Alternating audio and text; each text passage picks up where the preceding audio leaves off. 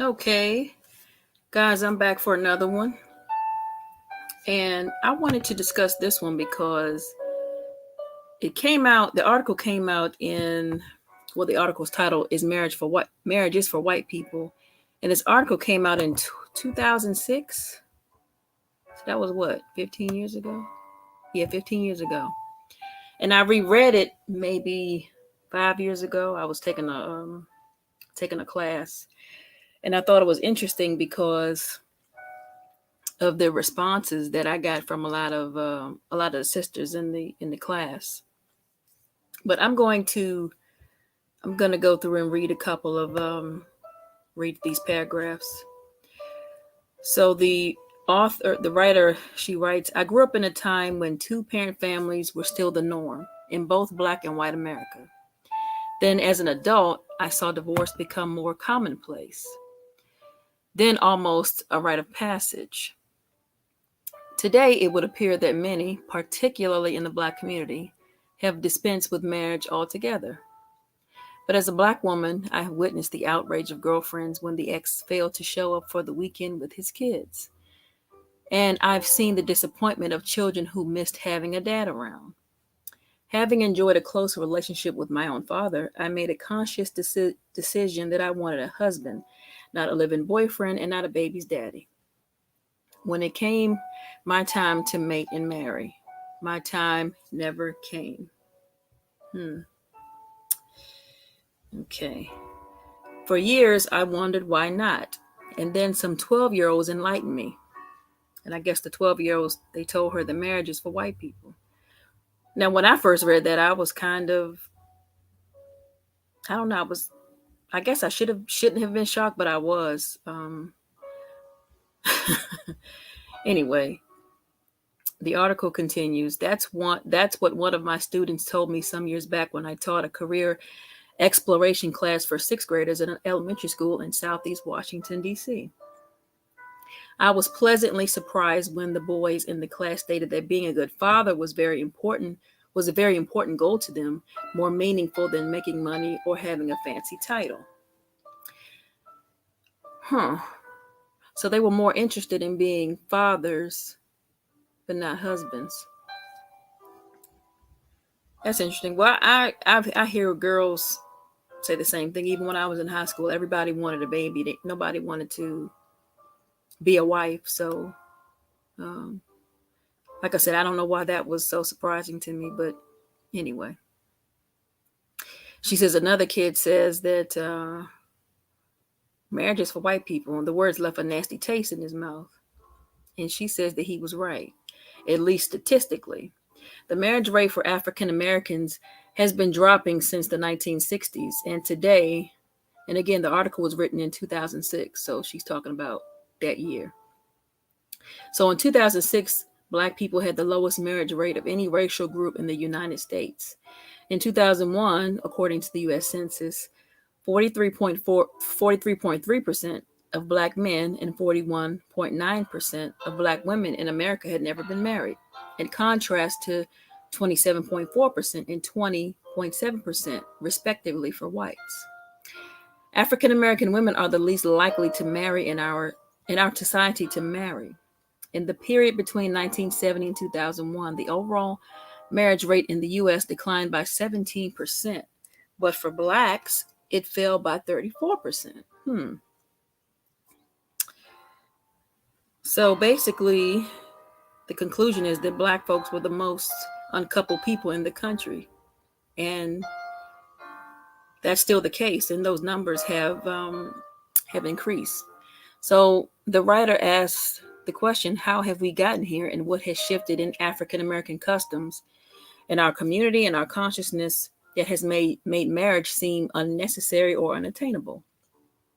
So she goes in and she brings up slavery, and they always use this justification, but I'm not going to read that because from what I've seen, the breakdown of the family didn't start during slavery. It started in the welfare state.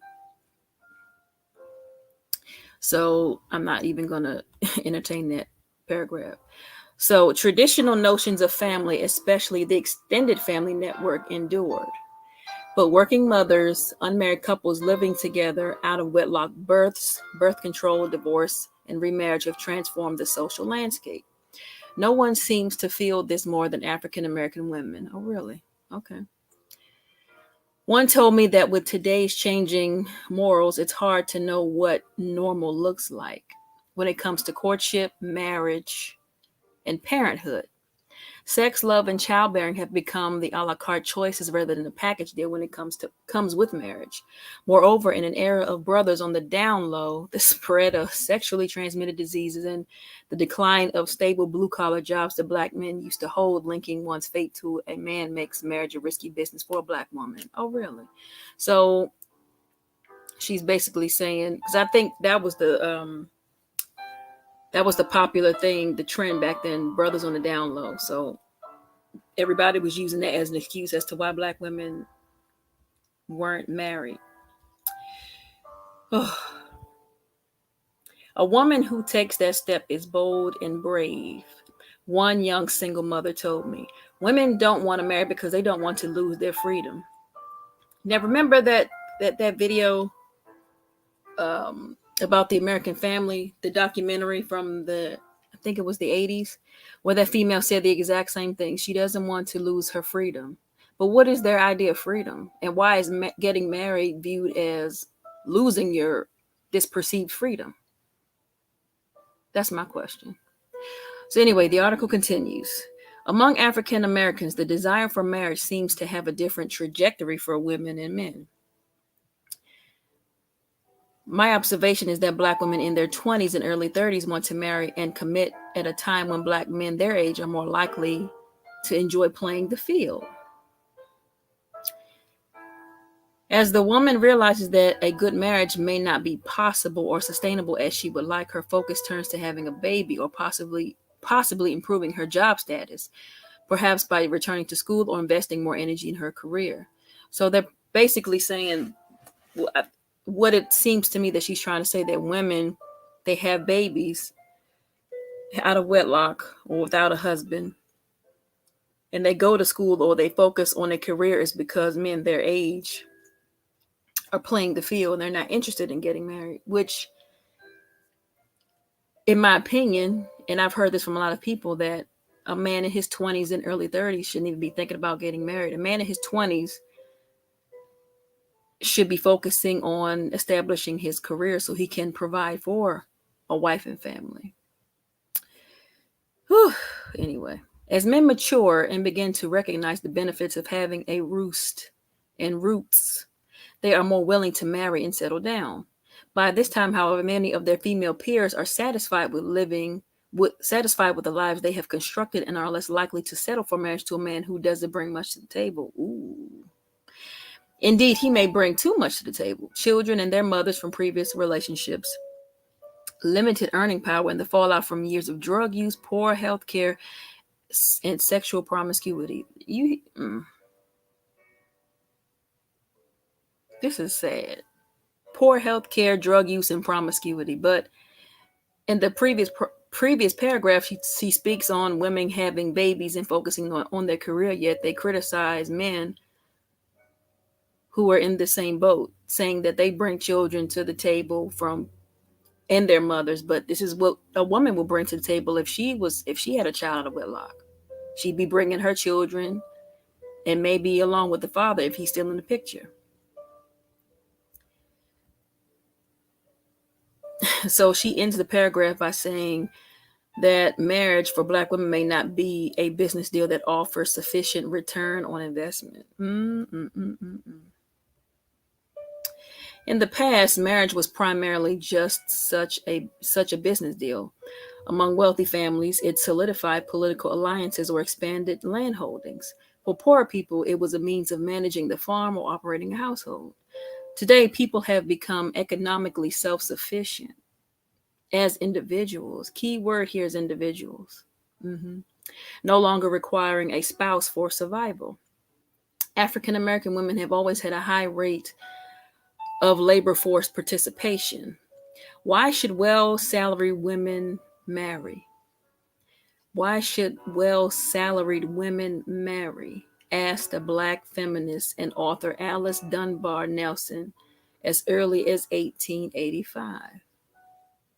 1885. Why should a well-salaried woman marry? But now, instead of access only to low-paying jobs, we can earn a breadwinner's wage, which has changed what we want in a husband. Women's expectations have changed dramatically while men's have not changed at all. Oh, really? Women now say providing is not enough. We need more partnership. So they're focusing on partnerships.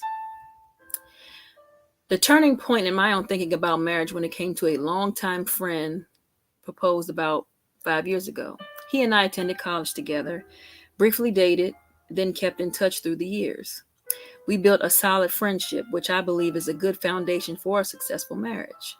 But if we had married, I would have had to relocate to the Midwest. Been there, done that, didn't like it. I would have had to become a stepmother, and although I felt an easy camaraderie with his son, stepmotherhood is usually a bumpy ride. I wanted a house and couldn't afford one alone, but I knew that if I was willing to make some changes, I eventually could.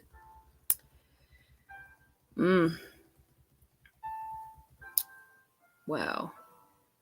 As I reviewed the situation, I realized that all things I expected marriage to confer male companionship, close family ties, a house I already had or was within reach, and with exponentially less drama. I can do bad all by myself. I used to say as I exited a relationship, but the truth is I can do pretty good by myself too. Most single Black women over the age of 30 whom I know would not mind getting married, but acknowledge that the kind of man and the quality of marriage they would like to have may not be likely, and they are not desperate enough to simply accept any situation just to have a man. A number of my married friends complain that taking care of their husbands feels like having an additional child to raise. Then there's the fact that marriage apparently can be hazardous to the health of Black women. Really? Marriage is a health hazard to Black women. A recent study by the Institute for American Values, a nonpartisan think tank in New York City, indicates that married Black women are less healthy than their single sisters. Wow. Woo! Married Black women are less healthy than their single Black sisters. By design or by default, Black women cultivate those skills that allow them to maintain themselves, or sometimes even prosper without a mate. There's some serious programming here. If Jesus Christ brought me an engagement ring, I wouldn't take it. A separated 30-something-year-old friend told me. I tell Jesus we could date, but we couldn't marry. I noticed that with a lot of sisters. The focus is more on traditional dating, or just dating in general. But when you talk about marriage, it's like, no, I just want to date. But on social media, I'm noticing a trend where a lot of sisters are complaining that they're not getting traditional dates, and that's what they want, which is confusing to me. But anyway, I'll continue reading. Here's the new twist. Black women aren't the only ones deciding that they can make do alone. Often what happens in Black America is a sign of what the rest of America can eventually expect. Did y'all hear that? What happens in Black America is a sign of what the rest of America can eventually expect. In his 2003 book, Mismatch, The Growing Gulf Between Men and Women, Andrew Hacker noted that the structure of white families is evolving in the direction of that of Black families of the 1960s. In 1960, 67% of Black families were headed by a husband and wife compared to 90% for whites. By 2000, that figure for white families had dropped to 79.8%. Births to unwed white mothers were 22.5% in 2001 compared to 2.3% in 1960. So my student who thought that marriage is for white people may have to rethink that in the future.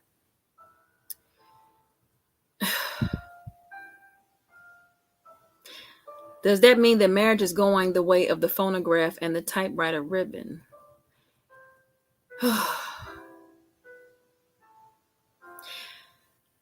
A black male acquaintance had a different prediction. I don't believe marriage is going to be extinct, but I think you'll see fewer people married. And yeah, that's what we're seeing now.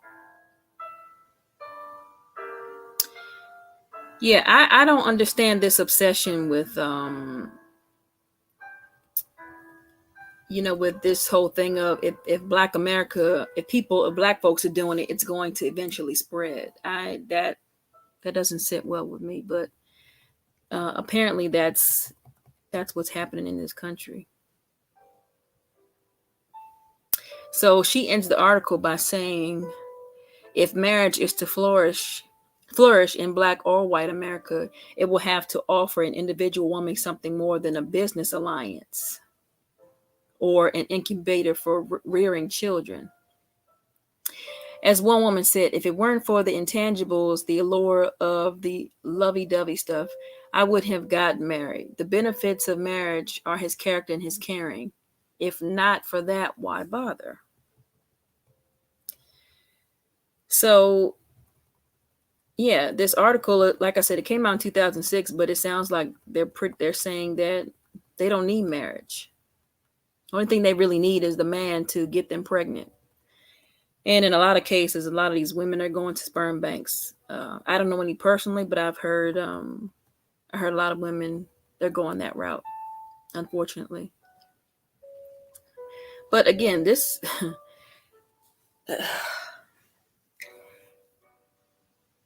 I can't even,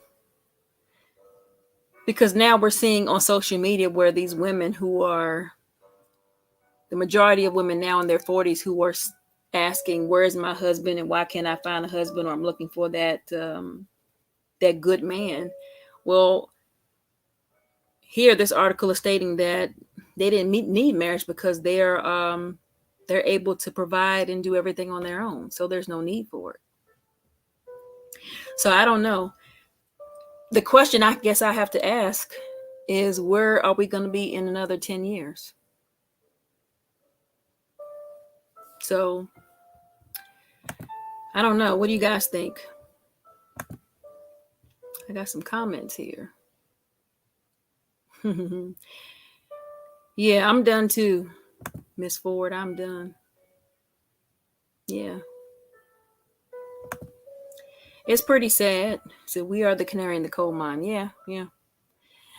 But I'm going to end this article because I don't want to keep going all day. But leave your comments and your suggestions because I really want to hear. And I also left the link of the article in the comment in the description box. So you guys take a look at it and let me know what you think. And I'll see you on the next video.